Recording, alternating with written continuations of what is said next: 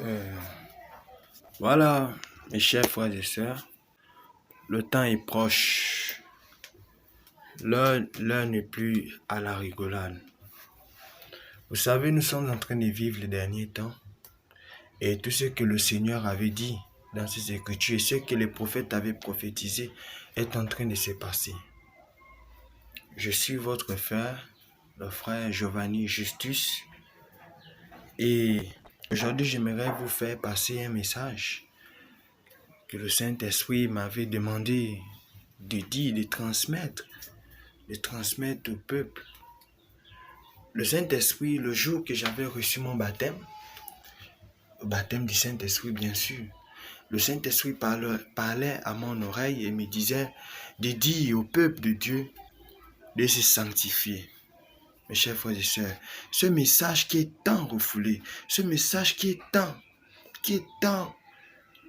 comment dirais-je, détruit, repoussé et parfois même mal interprété dans les églises. Dans les églises parfois dites, éveillées ou réveil ou protestants ou quoi, peu importe les attributions qui se donnent. Moi je sais que mon Seigneur, il n'est pas un Dieu de religion.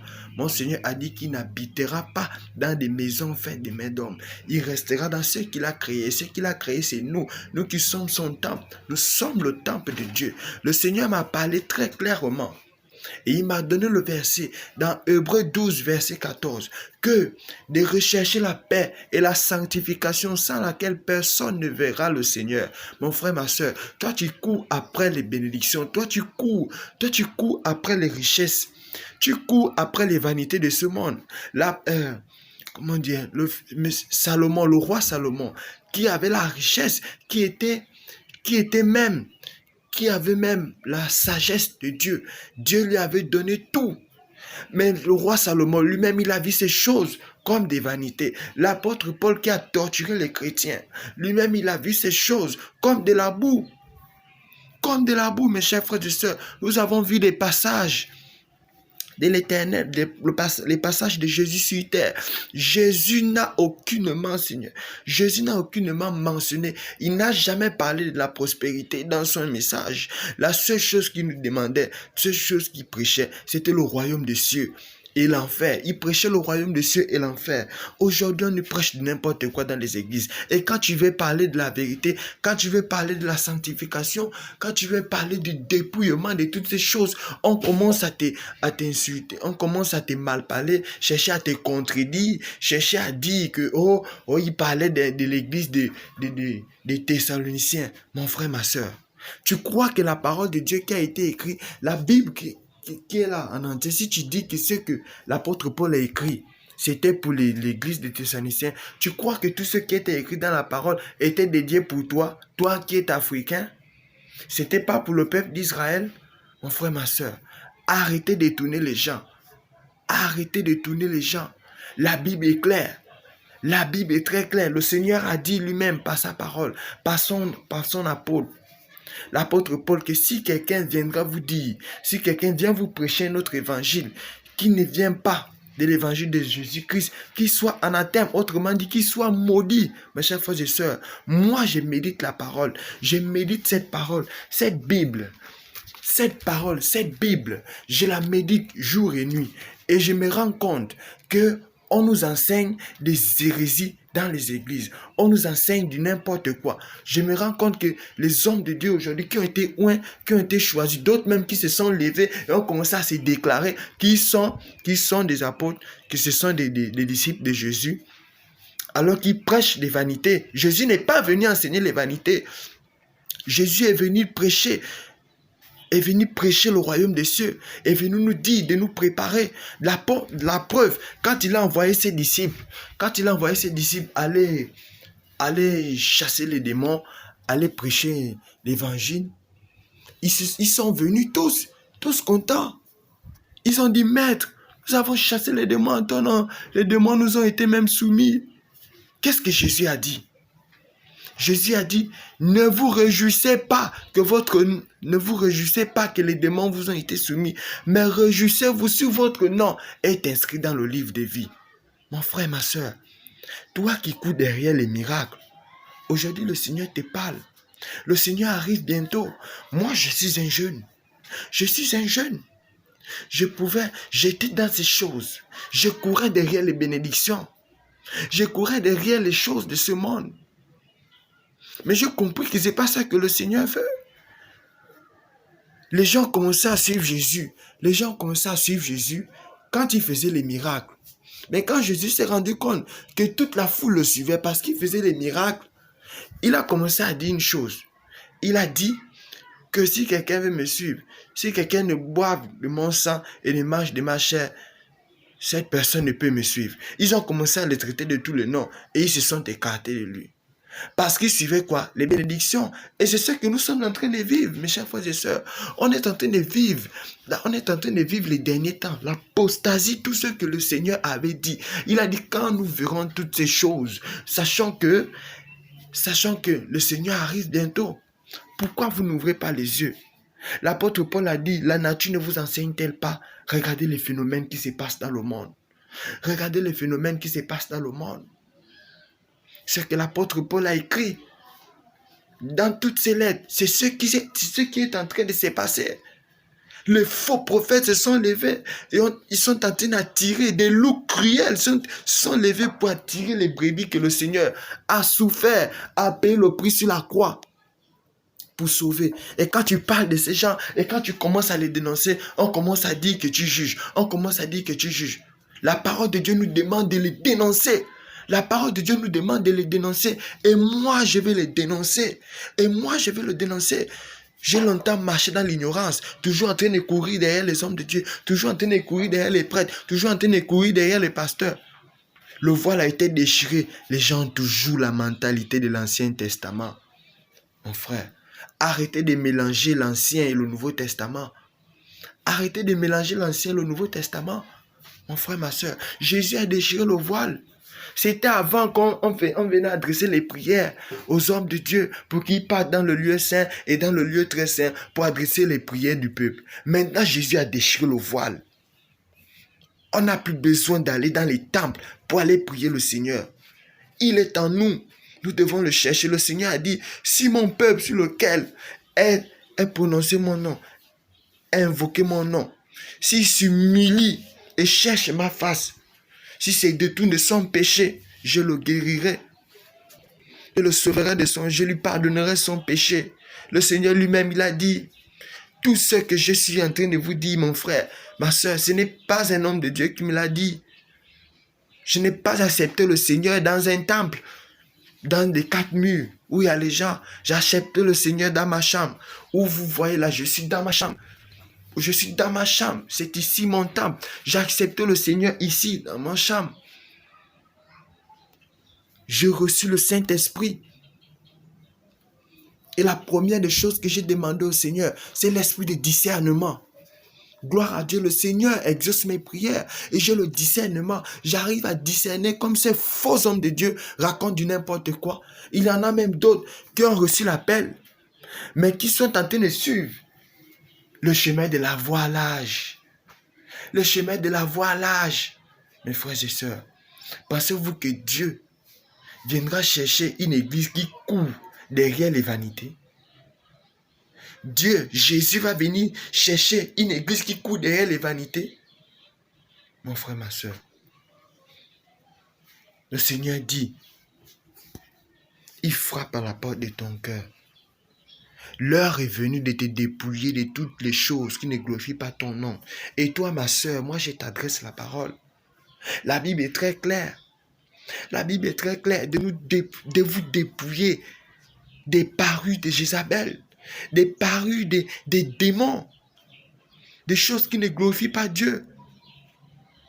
Moi, je vous assure, si moi je vois une femme en train de prêcher la parole, elle vient m'évangéliser, je vois qu'elle est mal habillée, elle a des rouges à lèvres sur ses lèvres, elle a des mèches, elle a des tissages, je ne sais pas comment ils appellent ça, des cheveux de mort que des gens pas donnés aux divinités. Vous mettez ça sur la tête et quand on vous demande d'enlever, vous dites que le Seigneur ne regarde pas ça, le Seigneur regarde le cœur.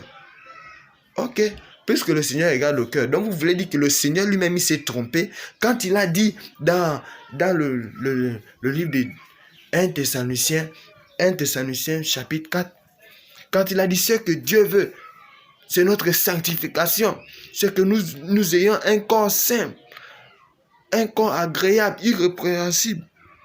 Tu dis que Dieu ne regarde pas le corps, tu dis que Dieu regarde, tu dis que Dieu regarde le cœur. Donc ça veut dire que si quelqu'un vient dans l'église avec la crête, si un homme vient avec les boucles d'oreilles, si un homme vient avec les cimes, les pantalons déchirés, tu vas dire que Dieu ne regarde pas ça. Tu vas dire que Dieu regarde le cœur, c'est ça. Ça c'est les raisonnements. Ça c'est les raisonnements des satanistes. L'apôtre Jacques l'a dit. Jacques a dit, obéissez, soumettez-vous, pratiquez la parole. Ne vous bornez pas à écouter la parole, mais mettez-la en pratique. Ne vous bornez pas en vous donnant des faux raisonnements. La parole de Dieu te dit de te dépouiller de tes parures. Vous avez choisi, vous avez torché ce que le Seigneur avait dit au prophète Samuel. Quand le prophète Samuel est allé voir, David, est allé voir Isaïe, le père de David. C'est Isaïe qui avait plusieurs enfants. On cherchait un roi. Le Seigneur a dit, parce que le prophète Samuel avait choisi Uri, l'un des frères de David. Et lui l'a jugé bon. Il a choisi bon que lui, il peut être le roi parce qu'il avait la corpulence d'un guerrier. C'était l'apparence corporelle que le Seigneur parlait. C'était pas l'apparence vestimentaire. Le Seigneur a dit qu'il regardait le cœur parce qu'il connaissait le cœur de David. À cette époque, c'était des personnes de guerre qui étaient prêts. Le Seigneur cherchait quelqu'un qui devait diriger, qui devait remplacer Saoul, parce que Saoul avait désobéi à Dieu. Il avait tellement désobéi à Dieu que l'Éternel a envoyé un esprit d'égarement, parce qu'il s'est rebellé à Dieu, comme ce que vous faites aujourd'hui. Si le Seigneur a dit qu'il regarde le cœur, il regarde tout, puisque la parole de Dieu nous demande de nous donner corps entier comme un sacrifice vivant, que notre corps est le temple du Saint-Esprit. Tu crois que tu crois. La parole de Dieu est même très claire. L'apôtre Paul va même plus loin, jusqu'en disant que si quelqu'un détruit le temple de Dieu, Dieu va le détruire. Quand tu mets des tatouages sur ton corps, quand tu mets des piercings sur ton corps, tu perces les boucles d'oreilles, tu exposes ton corps, tu mets des jupes bizarres, des talons. Après ces talons-là, quand vous les mettez, même vous êtes encore les premiers à enlever les chaussures pour mettre encore les babouches. Quelle souffrance! Jésus a porté le fardeau, mais toi tu mets encore les fardeaux sur ton pied. Oh ma soeur, mon frère, toi qui cours à l'église derrière le mariage, mais ta vie est encore sale. Ta vie est encore sale, mais tu cours derrière le mariage. Parfois, vous n'êtes même pas encore mariés. Une fois fiancés, vous commencez d'y accoucher ensemble. Vous voyez vos nullités, votre nullité. Le Saint-Esprit a raison. Le Saint-Esprit m'a dit que les chrétiens du 21e siècle sont des chrétiens rebelles. Et c'est la vérité. Vous courez derrière les bâtiments. Ton enfant est malade, tu cours derrière le pasteur. Pasteur, prie pour moi. Oh, tu as reçu l'autorité. Tu dis seulement, j'ai reçu l'autorité là qu'à la bouche. À la bouche. La vérité dans la parole de Dieu. Mais ce que le pasteur dit, toi, tu cries Amen. Amen. Oh, mes chers frères et sœurs, repentez-vous. Repentez-vous. Le Seigneur arrive bientôt, repentez-vous. Des choses que le Seigneur révèle, il a révélé aux jeunes, à nos anciens, aux vieux, aux pasteurs, mais qui ne veulent pas parler de ça. Le Seigneur est obligé de passer par nous les jeunes. Comme il a dit dans Joël 2, verset 28, que dans les derniers temps, il répandra son esprit sur toute chair. Les jeunes prophétiseront. On est en train de vivre Joël 2, 28. On est dans les derniers temps. Ce n'est plus l'heure de chercher les bénédictions. Vous cherchez quoi dans les bénédictions? Vous cherchez quoi dans les bénédictions? La bénédiction va t'amener au ciel. La bénédiction va t'amener au ciel. Mon frère, toi pasteur qui passe tout ton temps à prêcher la bénédiction. La bénédiction amène les âmes au ciel. La bénédiction amène les âmes au ciel. Oh, mon frère, tu détournes le peuple de Dieu. La colère de Dieu va s'abattre sur toi. La colère de Dieu va s'abattre sur toi. Toi qui es en train de troubler les brebis. Toi qui troubles les brebis. Les brebis que mon Seigneur et Sauveur a souffert sur la croix. Il vous a rien demandé. Il a dit ce n'est pas vous qui l'avez choisi, mais c'est lui qui nous a choisi. Il s'est porté garant, il a laissé ses richesses. Le Seigneur est venu naître. Il est venu naître dans une crèche. Même quand le peuple l'appelait, quand le peuple le cherchait pour le mettre, pour l'introduire roi d'Israël, le Seigneur Jésus lui-même, il a fui parce qu'il n'est pas venu pour la gloire de ce monde. Il est venu préparer l'église. Et c'est pour cela qu'il a envoyé ses disciples.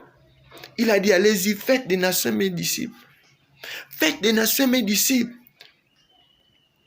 Avez-vous vu dans la Bible, dans la Sainte Bible, où les apôtres prêchaient la prospérité?